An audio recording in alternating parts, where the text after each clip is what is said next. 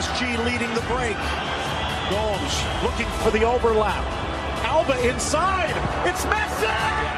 Outside, it plays it inside. Great tackle, but no, he's finished off by Xavi. It's a run from him, but it's Messi. It's Iniesta! Hello community, welcome back to another Barcelona match review. Now this review is being recorded in a different way because I'm driving at the moment for doing some urgent work, and probably I won't have time to record the review, so I had to record the review now as I'm driving. So if in case you guys hear any background noises or anything, apologies for that. But talking about this match, Barcelona drew against Getafe 0-0. It's a shambolic situation right now for Barcelona because we were 15 points a lead. We were having a lead against Real Madrid, and now we are just dropping points game after game, and now we are, I think, 11 or 9 points lead only against Real Madrid, which is a very shambolic situation. We are dropping, we are choking league. And again, Xavi in this match, just like other matches, he has been doing the same mistakes again, which I don't comprehend it. Like, I've seen this under Koeman, I've seen this under Valverde, I've seen this again under Setien, and now Xavi as well. Same mistakes again, which I don't get it. Like, why are you repeating the same thing again and again when you saw it for 180 minutes? Like, basically for 2 games, Xavi has gone with the same approach. It's not working. For 180 minutes, it did not work. What do you think that, how will it work now? Like, I don't get the thought process of Xavi. And of course, you know, let's just get into the match review and let's discuss as to how Xavi and the players as well completely choked this match. And let's begin with the starting 11. Ter Stegen in goal, our backline Balde, Koundé, Araujo, Roberto, midfield 3 Gavi, Busquets, Kessié, and our front 3 Alba on the left, Rafinha on the right, and Lewandowski up top. So we went with a 4-3-3 formation, and this time we went Jordi Alba in left wing because previous match against Girona, Jordi Alba gave an instant impact. As a sub, he was giving more attacking threat, he was giving good cutbacks, good crosses, and Xavi liked that idea. So you know what, he was like, we're gonna try this the whole match today. So he started in that left wing. But talking about that first half, and that first half was worse than previous match against Girona. In the first half, we did pretty okay, like, you know, we created chances at least, which we could not capitalize on. That was the unfortunate situation. But this match, it was just opposite.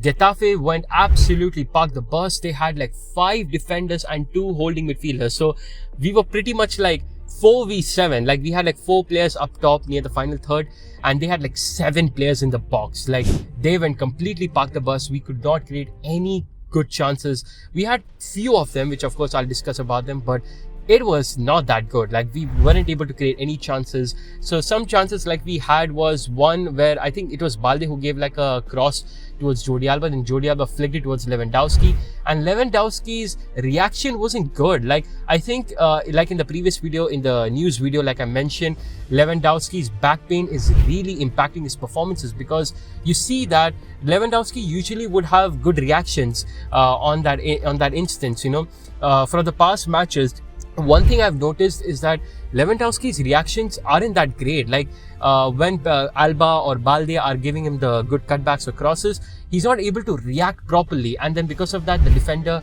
gets to the ball first, and that, you know, obviously loses our chances. So I realized that, and again, this was the same instance. Like, Lewandowski could not had a proper first touch in the ball went behind him, he could not react properly, and Getafe defender at the time just cleared it away. So that reaction is really costing Lewandowski and us the chances. And after that, there was a very, very big chance, probably the only big chance in this whole match, which is quite crazy. Like, the whole match we played shit.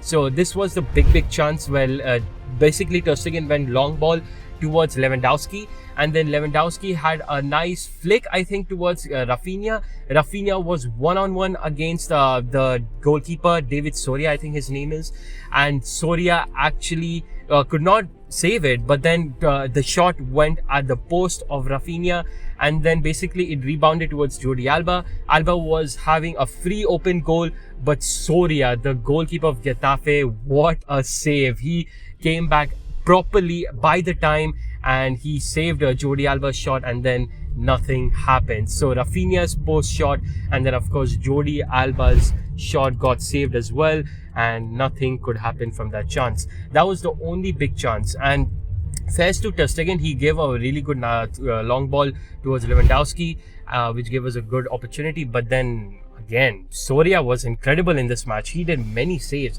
even including in the second half. There were some shots which he saved pretty well. So fairs to him, man. Fairs to Soria. He did absolutely brilliant. But yeah, that's how the match, and not the match, but the first half ends. Like, two chances for Barcelona, that's pretty much it. And Getafe actually had a big chance as well in the first half.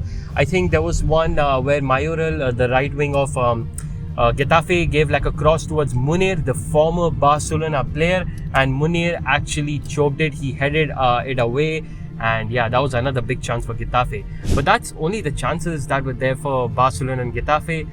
Otherwise, it was just a dead game. Like, no creativity in midfield. Intensity was very less. Like, I didn't see that intense pressing from Barcelona in this match. Like, they were very like feeling relaxed and shit. Like, I'm quite surprised. And yeah, just like that, the match, I mean the first half ends, not the match, but the first half ends, score being 0-0.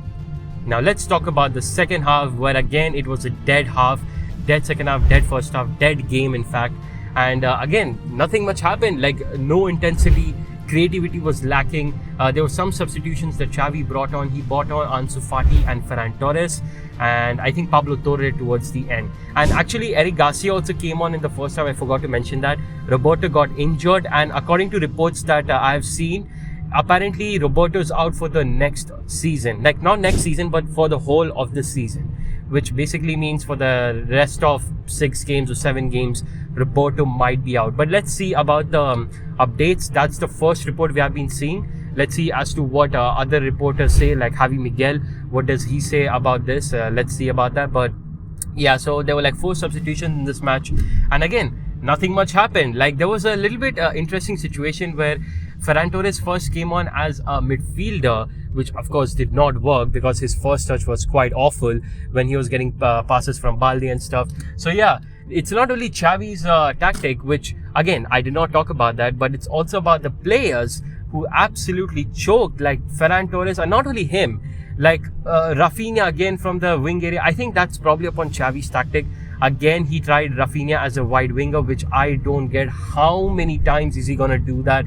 I get it, you need width and everything, okay, but you might as well have Conde overlapping. Like, my god, this Rafinha as a wide winger is not his strength. You have to at least let your players play in their strengths, and Xavi's not doing that. Or at least, if you want some sort of width, maybe use Kessie as an overlapper if you don't want Kunde. Like, something. Just stop using Rafinha as a freaking wide winger, man. Like, I just don't get Xavi's thought process. And just like that, you know, it went just shit. Yeah, Rafinha as a wide winger, and the tactic that Xavi used, crosses, and inshallah once again applied in this match. Absolutely shithole it was.